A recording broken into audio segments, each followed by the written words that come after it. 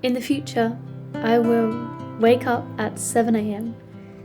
with the coffee being brewed and feel like I'm outside a Parisian cafe. In the future, there will be paint marks still streaked across my arm and scattered throughout my hair. In the future, laughter will stream through window pane as pine trees sneak around draped cloth. In the future, I will indulge in morning confectionery and ease into the day with beams of play and curiosity outweighing anything else. I will gently meander through morning hours, stopping to embrace at a slower pace and to receive all that I could ever need.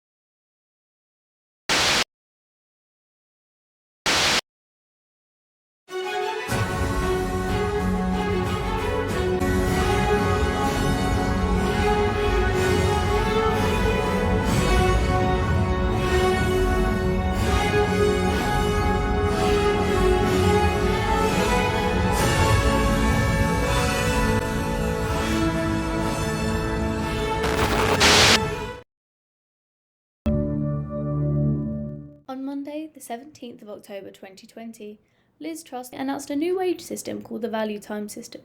This added to the previous PAYE system and rota formats previously familiar to most employers and employees. But the VTS system added another layer of validity to people's timesheets, as the automated system not only checked the hours, it checked the content.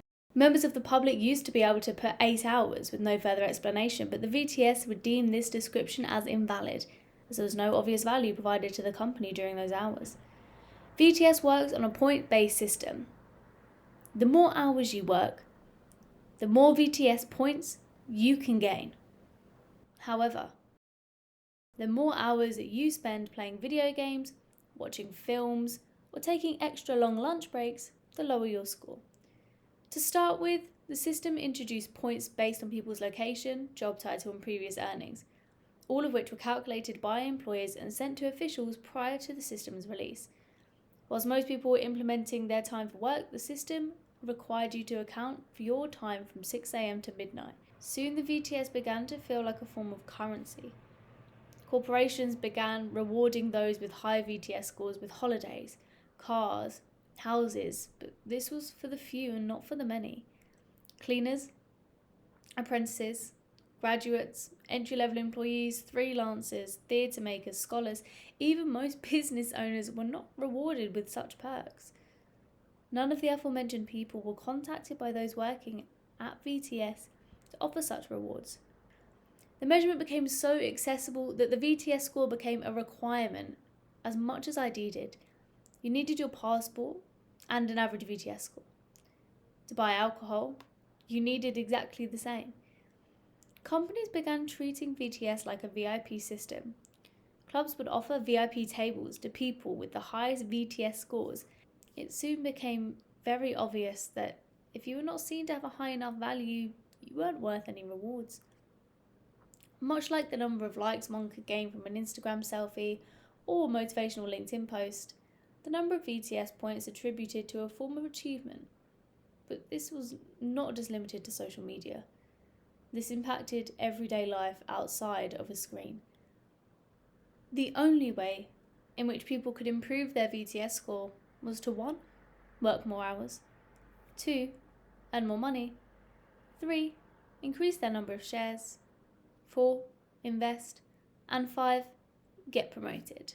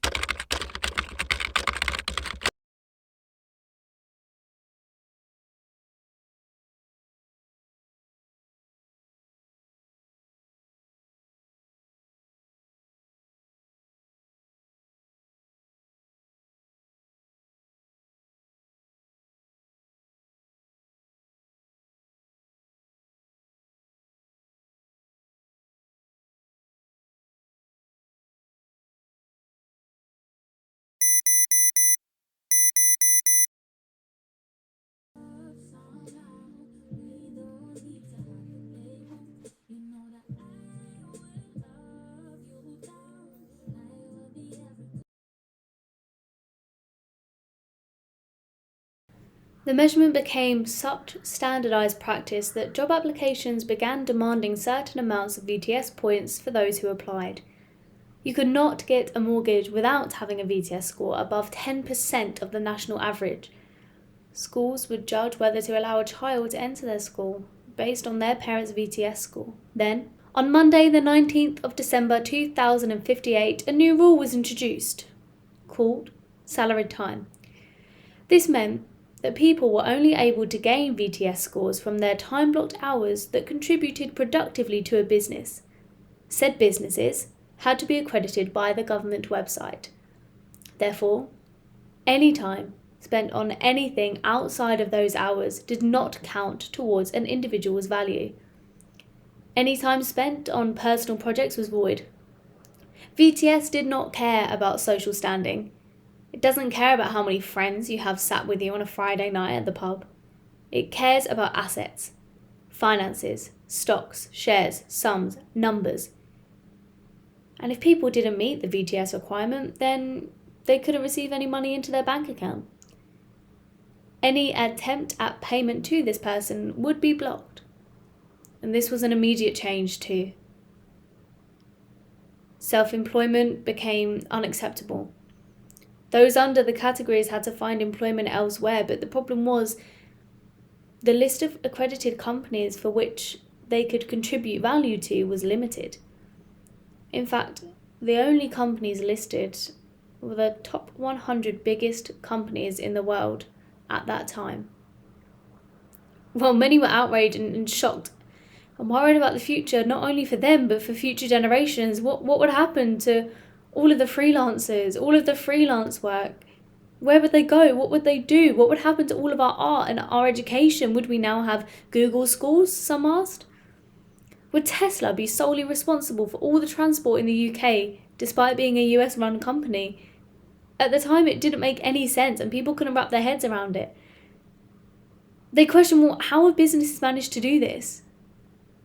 What they didn't know was that prior to the announcement of this salaried time change,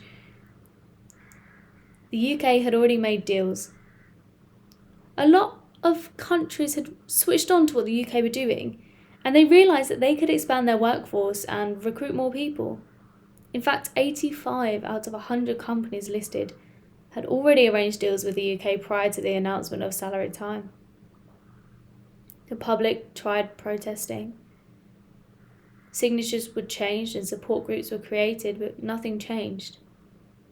The results of this change were devastating, but the real effects would only be seen years later.